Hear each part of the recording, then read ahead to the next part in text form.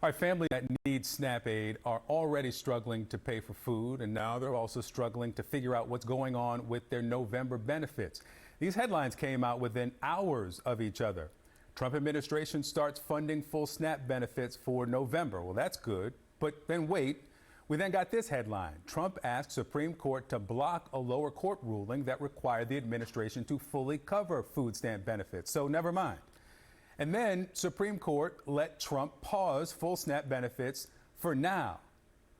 Make that make sense. What they get next, a few days look like for the millions of families depending on SNAP, that is as clear as mud.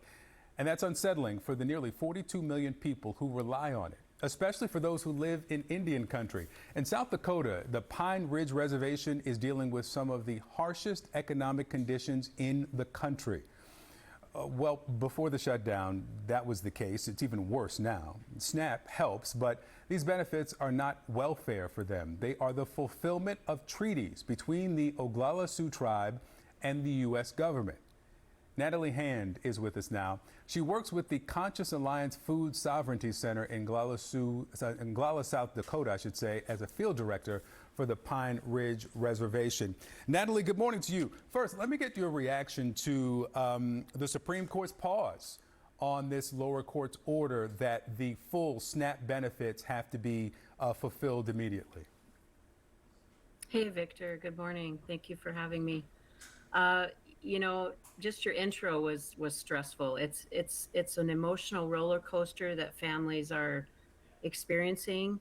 You know, yesterday afternoon we had hope, and then by last night that hope was dashed, and it's really putting further stress on a place where we all have had food insecurity for, you know, many decades. Yeah, I mean, resources have been scarce, as I mentioned, even before the shutdown. With now the hold on SNAP benefits, what have you seen? Are there families that are, you know, as I heard from a guest in the last block, at the end of their resources?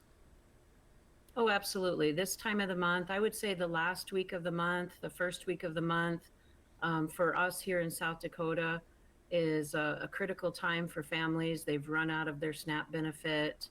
The SNAP benefit is issued at different times of the months in every state. So in South Dakota, due to the small population, it comes out on the 10th of the month. So everyone was gearing up for that. That's when the funds go onto their card. So this is a really critical time of the month. People are out of food. We're seeing record numbers at our food pantry. Are you able to accommodate them, to compensate for the loss of SNAP? Well, I mean, we accommodate between 50 and 60 families a week, and it's not enough. You know, for every one meal that a food pantry can provide, you know, SNAP covers nine meals. You know, our food pantry is small. I don't have the capacity to have very many pallets of food at a given time, so I'm only able to be open one day a week. So it's a lot. It's a great stress on us, and you know, once again, food is being used as a weapon by the United States government. Yeah. So there are some people who receive SNAP benefits. Those are on hold. But there's also the food distribution program on Indian reservations, also referred to as the commodity food program. That independent of SNAP, is that frozen as well during this shutdown? I can't speak to that. I'm not sure. Those rations, we call them rations, are issued once a month. I believe they gave out commodities at the beginning of this month. Yeah. I think it was more limited inventory, but I can't speak directly to where they're at with their program. You know, you have mentioned several times, and as have I, kind of the historical element here. There are tribal leaders there who say that in some communities in Pine Ridge, unemployment and poverty is near 80%. There's a lot of multi-generational systemic contributors to that, but it is not lost on, I think, anyone watching that Native Americans, the people who taught the first arrivals what to farm and how to farm this land, are dealing with this degree of food insecurity? Right. I mean, yeah, it goes back to first contact. As I said, food was used as a weapon then, to control, subjugate people.